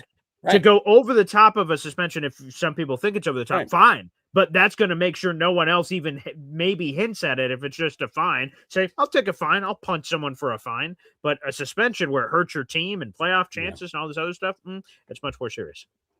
Yeah, one of the things, just because we got a few more minutes here before we get out of here. Yeah, right. One of the things we didn't get to talk to Dalton about, but we should mention is the very impressive win by the Jacksonville Jaguars in Denver. You got Denver at home. I think they were on a 9-game winning streak going into that game. Even more than that, I believe. I'll pull that up. I think it was 9, but I could be wrong. I thought I read it was 9. But regardless, they're on this crazy winning streak, and they're in their own place. The defense is obviously one of the best in football. Maybe you could argue Houston right now is the best defense, but Denver's right up there. They've been solid all year long, and yet it was an 11-game winning streak. 11-game winning streak. Okay, thank you. All right, so 11-game winning streak cracked. And Jacksonville goes in there and beats them 34-20. And I almost think the score isn't even indicative of how dominant it was. It was a very, very dominant win. And Jacksonville, again, warm weather team going into a cold weather place, and the altitude and everything. And they took them out. I mean, Jacksonville now has made a statement about where they stand in the AFC. So anybody that was, they're pretenders. And I don't know what's happened. I mean, somebody obviously gave them some kind of serum or some kind of holistic medicine or something, because Trevor Lawrence is a different guy. I mean, he looked, if you had asked me about halfway through this season, before Jacksonville started any of this run that they've been on, what do you think Jacksonville should do next year about their quarterback situation? I'd say, boy, if they could find a way to unload this guy somehow and get into something else, they're so much better off doing it, right? Holy crow, what a difference, a month and a half makes. I mean, a few weeks make. Trevor Lawrence, looks like an MVP candidate the last bunch of weeks. He's confident. He's doing all of the things that we saw he could do before he got drafted. And the reason he was the number 1 pick in the draft, the guy just looks the part now. He looks, so something has happened. I mean, obviously what that coaching staff has done, the confidence they've instilled in him, he has a ton of weapons. I mean, gosh, he's barely even using Brian Thomas and he's getting by. I mean, all of a sudden everyone's come to life. Everyone wanted Travis Etienne the heck out of there. He's a bum. Look at what the season he's having now. I mean, everybody has rallied here, and he is obviously the head of the snake. And I don't think there's any doubt now, based on this run, that he certainly is more than capable to lead a team, perhaps to the promised land. So kudos to him, man, getting his act together. That's a big, big get there. Hey, and a big salute to Liam Cohen. He's a first-year head coach. A lot of jokes are made about him. Duval. Oh, what an idiot. And then he left the Buccaneers in the middle of the night, and there was drama. And he apparently agreed to an extension with the Buccaneers, but then he bailed on it to be the Jaguars head coach. A lot of nasty drama there, and he was set to be the next guy in line, right? The Dan Campbell, bite off your kneecaps, even though Dan was able to turn it around too. Liam Cohen deserves a ton of love, and man, and in a wide open AFC, no Mahomes, no Burrow, maybe no Lamar either. Like, man, there is a clear path here to make some noise. Here's a great one from Jamie on the fantasy front. We'll just run some comments here. Yeah, sure. Fun. Sorry, Manchild Boy Green's victory will drive Joe Bartle more nuts, and Boy Green will take over title of fantasy expert. Okay, he's saying Bartle will just be run out of the building, apparently, if you win this year. And we will, by the way, have Joe Bartle this week. Yes, tomorrow. We're gonna. I think we're doing it as a record, so we'll get it out to you live. Actually, finish. Oh, it's gonna be live. Okay, tomorrow, live at noon. Yeah. All right, live at noon tomorrow. Joe Bartle. So there you go. We're doing Joe early this week because he's got Christmas plans. And I said to Boy Green, and once we pass the Monday night game, we're into a new week of fantasy. Let's do it. Sure. He can break down our matchup and talk about anybody else's fantasy championships and the kinds of things you should be doing to prep for a championship game. So we'll have Bartle on the show tomorrow. So we certainly will get his take on all of that. Well, I would agree with the fantasy expert. I put in a lot of work because I take a lot of great pride in it. And we've made jokes about the magazines, the podcasts, the articles, all that stuff. But that pales in comparison to what Joe does this for a living. Yeah. I spend much of my hours talking Jets. I don't think that helps at all with anything fantasy related, to be blunt. But it would drive him nuts because he was going to name his team Embargo Boy Green Trades this year. And so me getting to this point with a variety of trades and other moves, sure, winning the championship again would bother the crap out of him, which would give me some level of joy. So that part of it, I agree with Jamie. Yes. Yeah. I don't know that he loves me winning it either, though, to be honest with you. I mean, I don't think he loves either one of us winning it, to be honest with That's you. probably true. So I don't know. Joe's got a tough rooting interest to decide this week, but chances are there's some sort of a tie or something. Yeah, chances are he'll probably land on my side on this one, but I don't know. I don't know. I'll have to text and ask him. Let me see. Look, he's got to respect. I mean, we've had our controversies over the years in our leagues, to talk with Joe about different things that have happened. But he has to give credit where credit is due. I mean, I think that, some of the waiver wire moves that you have made have turned out to be brilliant. And I mean, I pride myself on making moves like that. But, having the foresight to go out and grab Mike Evans that he was sitting out there and someone else in the league didn't get him. I mean, you haven't had waiver priority the whole year. That means there were 7 or 8 guys probably below you. You finished in 3rd place. I mean, I had no waiver priority. I was in 1st most of the year, but you were right up there all year long. At times you were in 2nd place. You were near the top of the league most of the season. So you were not getting waiver priority. So where are the rest of the league members who had priority that week in letting a guy like Mike Evans slip through their fingers and land on your roster? So that's mistake number 1. And that's just, you got to give credit where credit is due when someone's paying attention to that stuff and willing to roll the dice and grab a guy like that and see that someone else put him out there in the ethos. I didn't see it, and my antenna is usually up, That was a very, very good move. I mean, we all luck into things now and then. I mean, a few years ago, as you know, I won the league, and I primarily won the league off a trade I made. And it was the 3rd, it was a throw-in guy on that trade that changed everything. I got James Conner. And all I wanted, in all honesty, this was not a targeted trade at all. I was trading for other big players. I think I brought Devontae Adams over to my team. I think that was the key piece in the trade. But I gave up a running back, and I just said, can you give me back someone else that could just give me a little depth or something? Because now I'm only going to have 1 running back on my bench, and I could have problems here, and I didn't want that to happen. Can you just give me a guy? And then he was like, you want Connor? And I was like, all right, Connor will do, sure. And at the time, Connor was just a guy. He was doing okay. He wasn't even what he is these days. He was just kind of a guy, and, he was getting some carries, and okay. And then he just went on a touchdown barrage.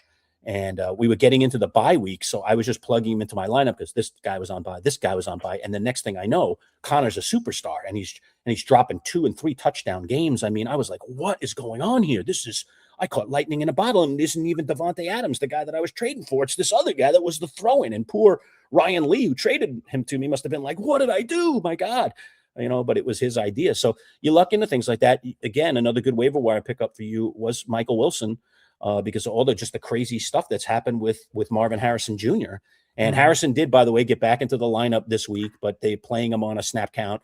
So maybe by next week that I'm hoping Harrison plays a little bit more. He's on my Chumps League team, actually. So I want him out there, but hopefully he plays a little bit more, because when he plays more, it seems like Wilson's role is lessened, although I don't know why the Cardinals would do that. Wilson has been a stud. I mean, play the guy. Why wouldn't you keep they're feeding crazy, him? Right.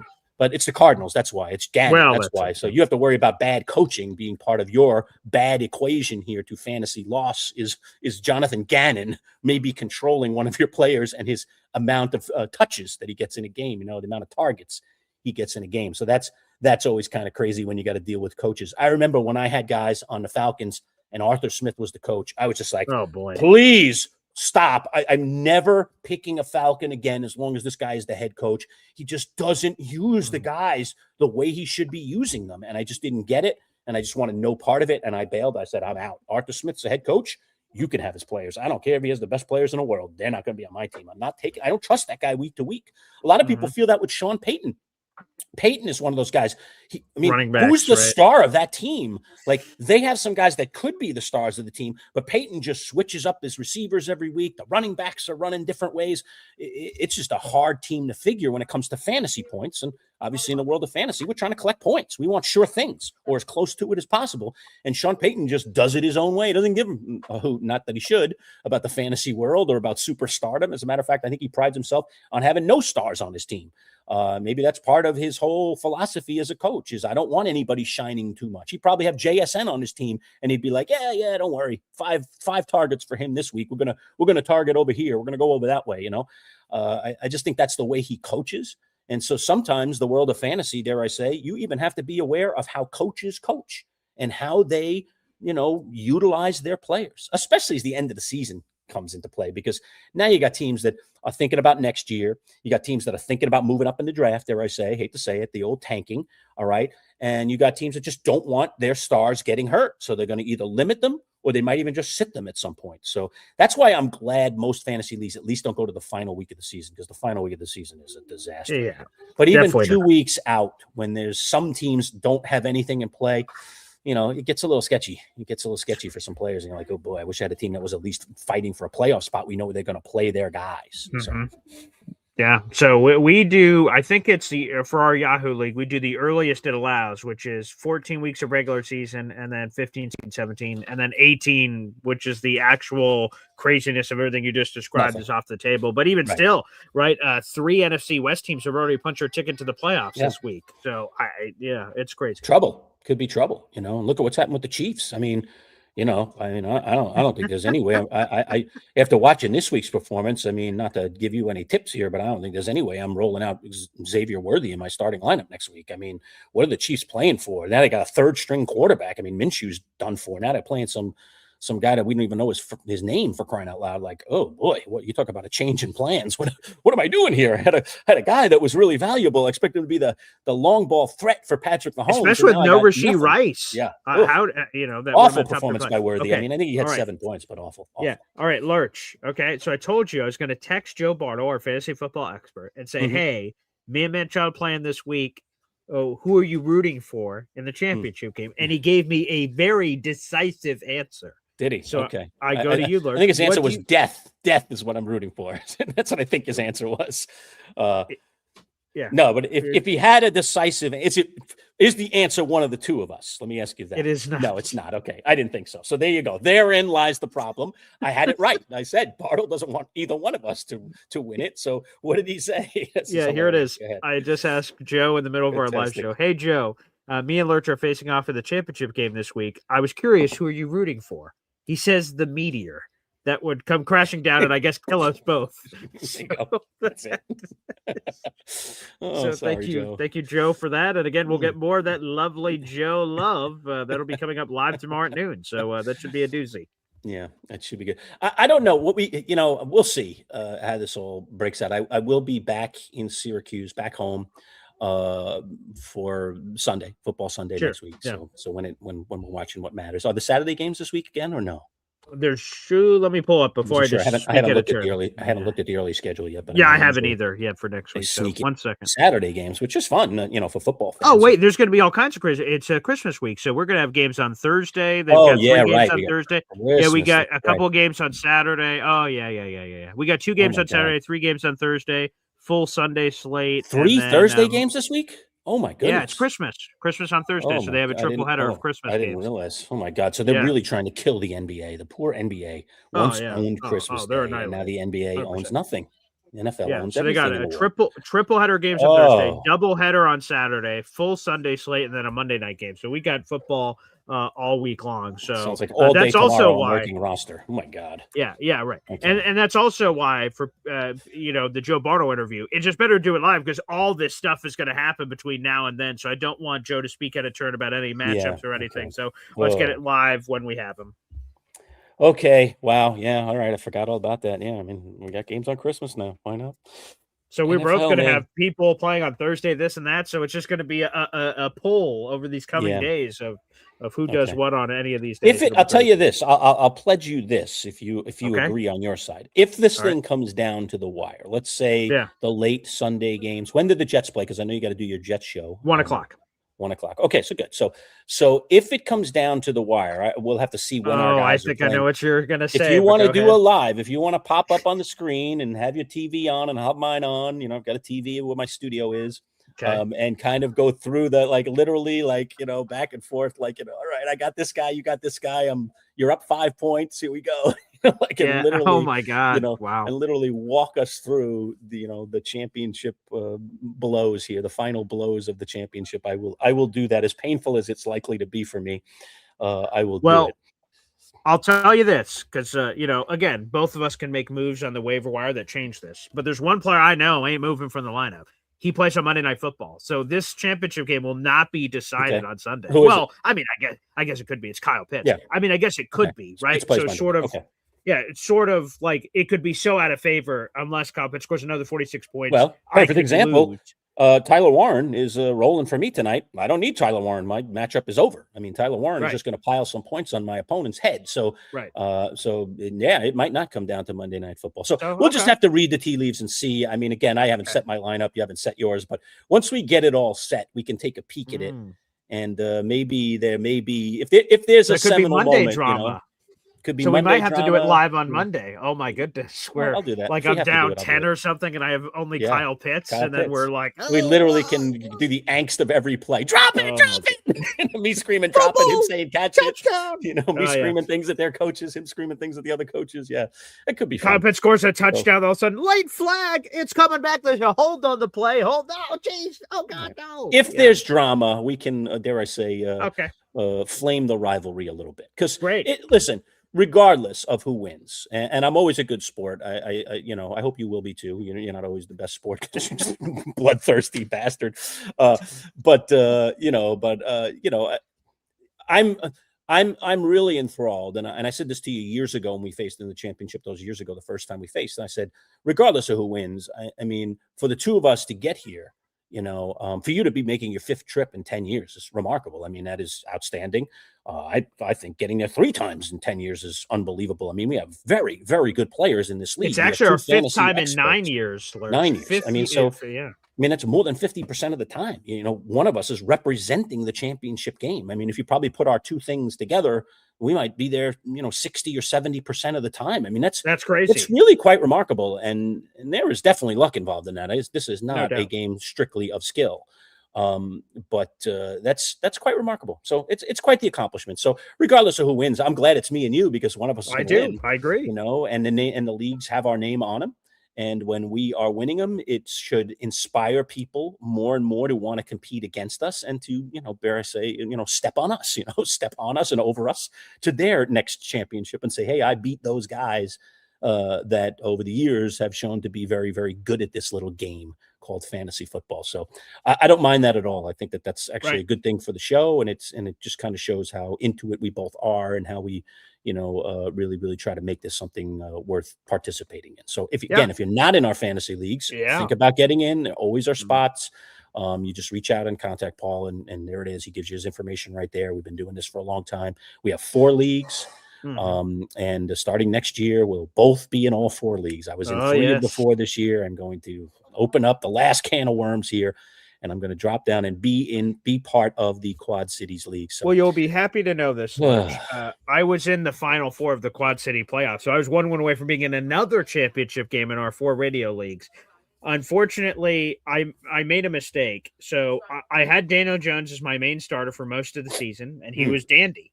And I had Trevor Lawrence as my backup. And I'm like, I could maximize my roster. I don't need Trevor Lawrence. I could get another running back or another receiver. So I cut Trevor Lawrence and picked up some other thing because I had Daniel Jones. Daniel Jones' Achilles explodes, and I had no backup quarterback on the roster. I'm like, oh no, I don't have anything to go to. And I ran to the free agency. Trevor Lawrence was long since picked up. And so the only guy out there of any note was Jackson Darts. I'm like, well, I guess. And he helped me win a playoff game the previous week. He scored 20-something points. I said, okay, Jackson Dart, lead me to the promised land, buddy. And he had like less than a point, and I lost in devastating fashion. So you'll be happy to know, while I am the reigning champ of the Quad Cities League, I am inevitably going down here because someone else a new body will win it. So, and I am out at the Triple C. Maybe has been my most impressive league this year in terms of wins and losses. It has been, and I'm out already. You know, I had a bye, played this week. The guy played, killed it. My team sucked. I'm done. I'm done. I'm like, wow, one and done, man. I had such a good team this year. But that league was extremely competitive at the top. There were 4 or 5 really good teams where every time I played them, I was like, oh, another Titanic battle, man. I'm going to need everything, guns blazing this week. So I'm out already. So I'm not even a factor. And one of the guys, Mike Nikowski, is fighting his way. Nikoski is fighting his way back as well. I think in the Chumps League, he's fighting his way back, perhaps to another appearance in the Champs League. He won this week, so 1 more win for Nikoski, and he is in. Well, as a matter of fact, if I'm pulling it up right now, if he won, did he make it to the chip? Yeah, I think he made it to the chip. Yeah, so he made it to the chip. He guarantees his place back. So Mike Nikoski Mike, welcome back. And Lurch, here's this. Okay, this is a name I don't know if you're going to remember. Okay, so Mike's coming back. He's been up and down before. It's so crazy how many up and down times. Yeah, Mike's been down a few times. He's done well to fight his way back. So I'm very happy for Mike, and we'll see who the 3rd place game is. That'll be very important. The 2 losers of these playoffs will face off to finalize that last piece. Because the winner of that game gets the 3rd spot. Yep, correct. The winner of the consolation bracket of the 3rd place game. But there's a team called Savage Joe's that won in the Chumps League Final 4 and thus punched his ticket to the championship game. He is someone that has been talking trash since he entered the league. And I believe he entered all the way in the Quad Cities. And he's worked his way up, the way up and up and up. And now he will officially be at our live draft. And he said he'd be willing to travel. I can't remember how far away he lives, but it's a decent distance that he's coming for this thing. And he's been talking trash this entire time. He even called the radio show before and said, like, hey, I'm coming, guys. And we're like, okay, guys. Yeah. We'll see you. He's Triple C guy. Yeah. And now he's punched his ticket in. So I'll have to reach out to him and awesome. Start working on that. So what a some people have already punched their tickets. Some people are fighting to punch their ticket. It's going to be fascinating to say the least. So it's our leagues are a lot of fun. And I think the idea of jumping up a league, if you finish in the top 3 and being relegated in the bottom 3 is a really, really cool thing that we built into our leagues many years ago. And it has been a rousing hit. I mean, absolutely fantastic hit. A couple of things off the beaten trail here before we get out of here. Number one, as you know, I'm down in New York City. Yes. So a couple of little bits about my New York City trip so far. So I saw Jerry Seinfeld live. And that was actually my wife's Christmas gift. I got her and me, and then my son also came with us. Tickets to Jerry Seinfeld. She's a big Jerry stand-up fan, but has never seen him live. Jerry Seinfeld was outstanding. I am absolutely shocked, to be honest with you. Not that I don't think that Jerry's a talented guy. I love Seinfeld. It's one of my favorite all-time TV shows. I've watched every show probably 5 times. But during the show, obviously he does stand up. He does those little bits at the beginning of the show and so on and so forth. Anyway, long story short, Jerry Seinfeld, the stand-up comedian, I don't laugh that much at. Now she cracks up, which is why I thought of this, because we watched the show together, and then she's cracking up, and I was like, I thought that was interesting, but belly laughing. He never has made me belly laugh. I just have always been like amused. I think he has a very intelligent kind of thought-provoking He's style got great of comedy. observations. Observations. That's his specialty, is making astute observations in a comedic way. But I don't. So I'm always like, but I'm never ha. And so I was worried, like, oh, this is going to be a disaster for me. I'm going to go to the show and I'm going to be like, not laugh. He had me on the floor in stitches. He was hilarious. He was really good. He was very physical. He had tons of energy. He played to the crowd. He did some very, very just simple, ordinary stuff. He did this whole bit on coffee versus tea. It was hilarious. Coffee keeps you moving through your day. Tea, it's a little wimpy thing. And he went off on it. It was hilarious. So, he had some really, really good stuff. So I really enjoyed good it. to hear. And he's doing a residency for anybody that likes comedy or likes Jerry Seinfeld. He's doing a residency at the Beacon Theater in New York. It's on like 71st Street, I think, right near Central Park, pretty close to Central Park. Jerry probably walks over there because he has a place right on Central Park West. I bet he walks to the theater when he does this residency, which is probably why he took on this Beacon Theater. It's a gorgeous theater, nice and intimate. It's got 2 balconies, but there's not a bad seat in the house. We were in one of the balconies, not a bad seat in the house. Yeah. And it's a fabulous, like built in the 1920s. It'll remind you of the Landmark Theater. I know you just went to the Landmark. I did. Yes. It's like that style of theater, a little smaller than the Landmark. But beautiful, beautiful theater. And just being in New York during the holidays, like, to be honest with you folks, I know some of you are not from New York, or some of you maybe are off in the weeds here. It's worth a trip. It's a nutty, crazy, crowded place. And you got to plan it. I bring my son with me. I'm so grateful that he comes because he knows the subways. He knows where everything is. So when he comes with me, I'm just like, so we want to go here next. And then boom, he's like, all right, Dad, we're going to jump on here. He gets out his phone. He's like, all right, we're going to go to this station over here, jump on this subway, 2 stops, we're there. Wow. And then we're there. We pop up and I'm like, there we are. We're at the tree. What the hell? Like, it would take me a half hour. I'd be like, oh, where do I go to get that? Which side of the tracks am I supposed to be on? I mean, I would be so lost. All right. He's like, 2 clicks on your phone. And now you tap your phone now. All right. On the subways, no more Metro card. They're putting at the bed. Okay. No more tokens. No more paying cash at the booth, which we always used to do. Right. Yeah. The subway is now tap your phone. Okay. You put it into your Apple Pay. I go tap, and I go boop, and then I walk into the subway. It's the craziest thing. My son knows all this. He's like, oh, here's what you're going to do, Dad. You tap your phone twice. Make sure you put your face in front. It's got to do the Face ID. Okay, bingo, and then you just tap it. I'm like, what?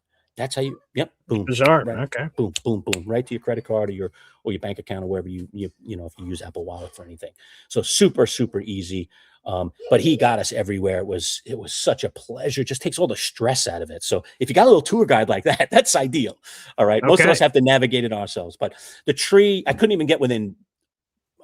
I saw your picture. You said something. You made a joke about how this was as close as you could get. Right. Here's my advice: if you want to see the tree now, okay, if one of you is about to make it, then go early in the morning, probably because there'll barely be anybody there. All right. But if you even think of going up there at 7, 8 o'clock at night, like I went up there, 6 o'clock at night when the tree's now lit, and forget it. It's 100 people deep. I couldn't even get a peek of the ice rink. That's how packed in it was. I mean, I could have stood there all day and worked my way through people, but I was like, okay, we're not doing this.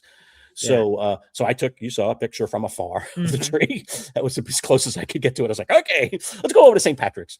I did walk into St. Patrick's Cathedral while I was over there. I said a few prayers about winning the championship of the Champs League. So that was on my mind while I was over there visiting St. Patrick. Blessed be he. Saints. Beautiful. St. Patrick is open. So, you're able to walk right in, and they had a beautiful manger set up inside of St. Patrick's Cathedral. So if you like, that kind of stuff, you got to be a little quiet. I was like trying to not be the obnoxious tourist with my phone. Like, I did take a very brief video kind of quietly. And then I was like, okay, now I'm in I'm in a house of God now. Maybe I should not be shooting video and being like, check that out, man. You see that manger? Yeah.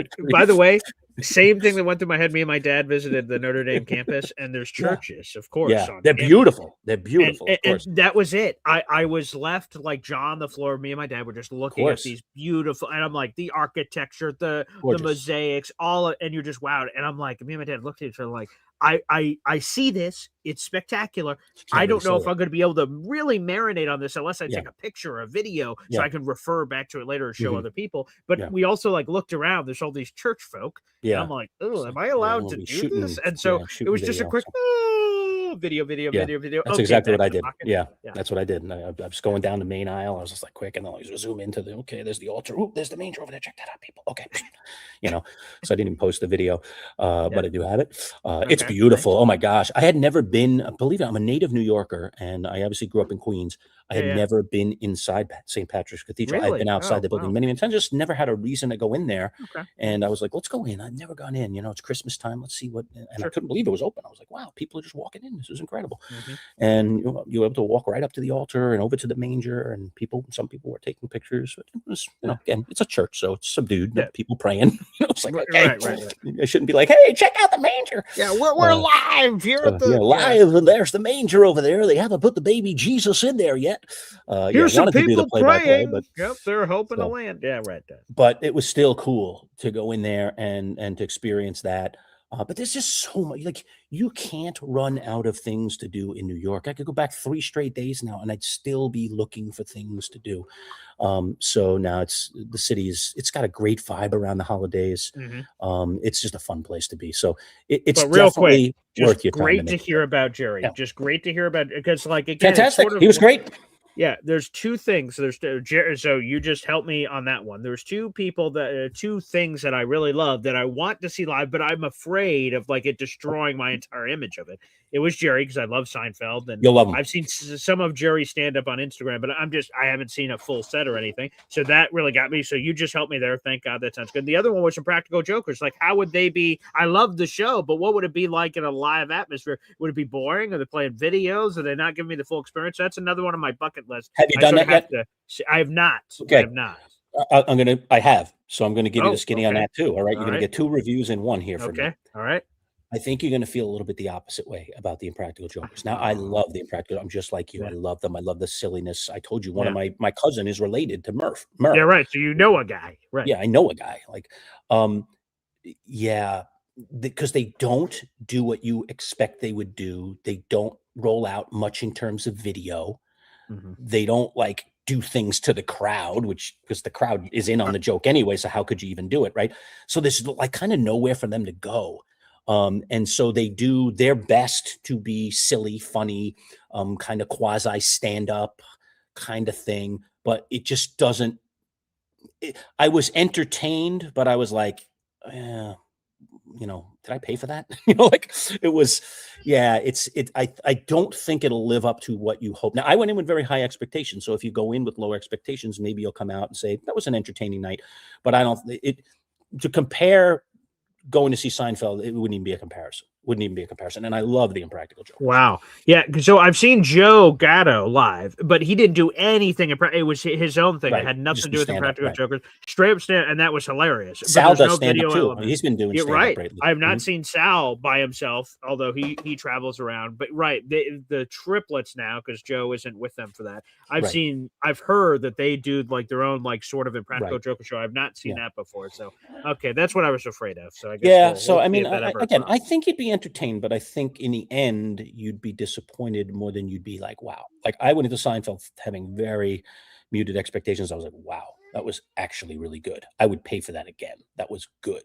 And Okay, I would highly advise this Beacon Theater. I mean, it's just beautiful. It's just a gorgeous theater, and it's intimate, and it's nice. Yeah, it was just great. It was like a city Okay. day. Felt great. Awesome. Really cool. Okay, give Really me cool. some other of your what other New York Nuggets do you have? Yeah, I mean, again, my wife had never seen the towers, so Okay. last time I went down to the Freedom Tower, last trip I was in last season, like it was just Mhm. after Christmas that I went into the city with my son.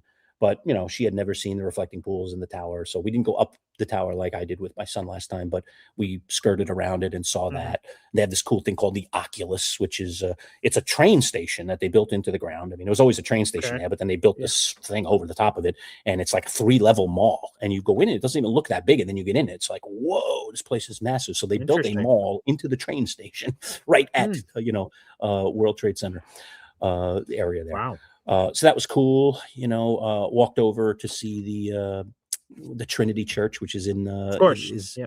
the pretty little church. It doesn't even look like it belongs in Manhattan. That's in the movie National Treasure with Nicolas Cage. Oh That's yeah, I love that. the Yeah. church where Nicolas Cage, where right, they yeah. finally find the treasure. It's below the church. Yeah. That's Trinity Church. Yeah. So it's this pretty church, and they deck it out at Christmas time. So Of course, you've got the stock market is right there as well. You can go see the big bull if you want to go see him. I didn't see him this time, but you can go see the bull. So that downtown area is kind of cool. And then we once again, this was a little bit of a repeat for me because my wife was not with me on that last trip. Right. So we did the High Line, which I talked to you about last time. Just this essentially this boardwalk that they built that used to be the Hudson Yards rail that used to run up I think it's the west side of the city, and they turned it into a beautiful boardwalk with all this green space. It's crazy, and you weave between the buildings. It's just gorgeous. It's a 20 to 25-minute walk, but you love every minute of it. And there's just so much. There's people, and it's active, and it's just a cool thing to do, cold or not. It was pretty cold. Oh, that's that awesome. day. Oh, cool. We were pretty bundled up, but it was that's great. I'd love to go back there in the summer and just hang out. No, that's cool. Chill with some city people. Very, very cool. Yeah. So, yeah, I mean, we didn't get a lot more than that in because we had the show, and the show was at 5:00, so that kind of messed up the whole day in some ways. But yeah, we at least got a few things done. I don't know. Maybe I don't know if I'll get in another day or not before I get out of here because I guess we'll see. Coming back on a weekend, so we'll see. Maybe I can get in for another day and do something fun. All right, awesome.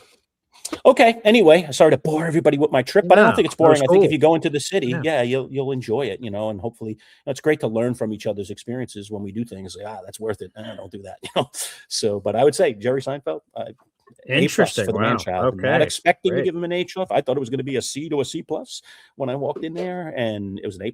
Jerry was terrific, and he had it, man. Whatever that night, he had it. So that was a blast. It was really Jerry. All right. Blast. So Jerry delivered big time. Okay. Well, as I say, that puts a nice, neat bow on this one. We got a lot of football to talk about this week. We are not, as you mentioned earlier, going to do the Wednesday show. Again, one more time, congrats to Hep. Hep, I have your autograph picture here. Hep is the winner. He was drawn randomly out of our 425 subscribers. Yep. At the 425 mark, I promised to give away this autographed Hanson Brothers from the movie Slapshot autograph photo that I've had in my possession for many years. I'm going to send it to Hep this week. And congratulations. Thanks for being a subscriber. And that's all any of you need to be is just be a subscriber. It's absolutely free.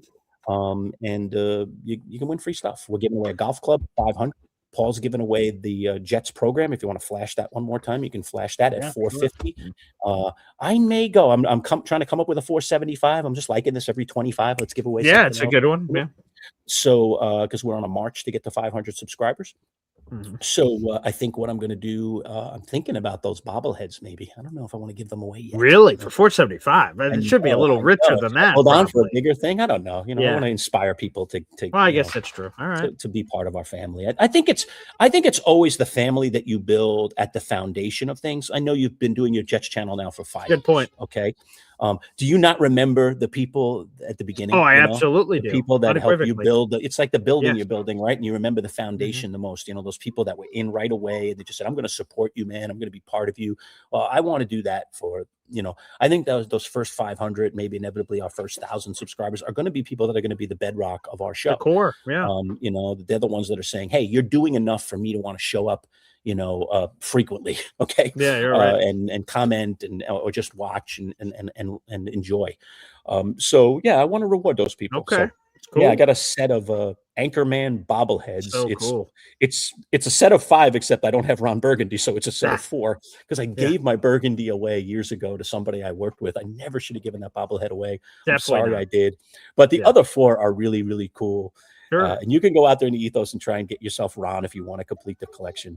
Right. But they're just really cool. They're very unique looking bobbleheads. Okay, I think I remember them all. So let's see. We've got Brian Fantana. Okay. Yep. And he's holding on to a little mini panther, I think. In it, the Sex Panther. The Sex Panther. Okay. So there you go. He's got a little mini panther. We've got Champ Kind. He's wearing the big cowboy hat, the sports guy. He's got the giant cowboy hat on. Obviously, we've got Veronica Corningstone. That's correct. And then Brick Tamlin.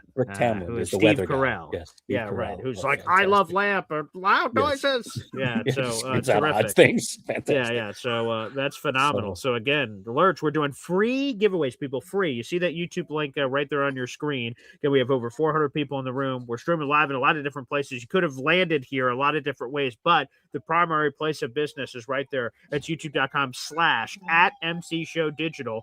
Again, we've got another 20 spots or so left for this Jets giveaway I'm doing, which is right here. But every mile marker we reach, 425, 450, 475.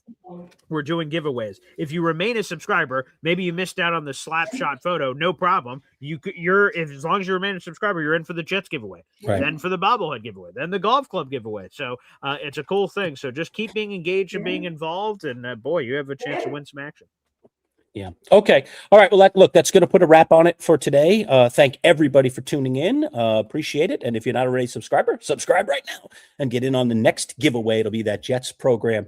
And then I'll line up those bobbleheads. I'll shoot a little video. I think I'm going to do that at 475, although I got some other interesting items. So it's not fully decided yet, but I think that would be one that might move the meter a little bit, get people racing to the subscribe button. So if you could do that, that'd be great. Thanks to all of you that support us, though. Already at this point, you are the foundation. You are the bedrock of what we've been doing for the last not quite 6 months yet, but we're heading towards our 6-month anniversary, suppose right around year's end as we roll into 2026. Again, for those of you that don't know, we were built around a radio show that was on the air for over 25 years. So it's not like we've just arrived, but this has been a little bit of a new circus for us, dare I say, getting into the digital world. But we're loving it, and we're loving interacting with you folks. Thanks again for everybody that commented today. We read all your comments and try to react to as many of them as possible. I know some of them are just meant to amuse us in some way, so perhaps they don't get thrown up on the screen, but we are amused. I can tell you that. Yes. We are always amused. Thanks again to Dalton Wasserman for joining us today. Again, and we'll be back tomorrow at noon, you said, right? Correct. Well, So Joe here's Bartle, a couple of right? Joe Bartle. Okay, set us up. Real quick on our way out. We got Joe Bartle, so we'll do a fantasy football interview live. We'll sort of have some fun with me and Lurge facing off for the fantasy championship. Plus, of course, answer some of your questions. That'll be live at noon. We'll have our Anthony Prohaska interview. That'll be coming out tomorrow. So some Buffalo Bills for the Bills fans in our audience. That will be coming out. We will do our normal Friday NFL picks on Friday, so stay tuned for that later in the week. We won't pick the games on Christmas, but we'll pick the games on Saturday, Sunday, and Monday. That'll be coming up on Friday. You guys will be able to pick that with the fans. So we've got some Bills. No Survivor. The finale was last week, so Survivor's over. Correct. We'll come back with some Survivor content over the coming weeks and months. So enjoy the holidays, and we'll be back for one of the most anticipated Survivor seasons of all time, Survivor 50. Ed Valentine should be on the docket. I'll keep you posted. Again, some of the holiday stuff is up in the air, so we should have some Giants. We should have some Bills, maybe some Jets as well. So stay tuned to the channel. That'll be coming. But yes, the next time we'll see you is live tomorrow at noon. Okay, we'll see you, folks. Take care.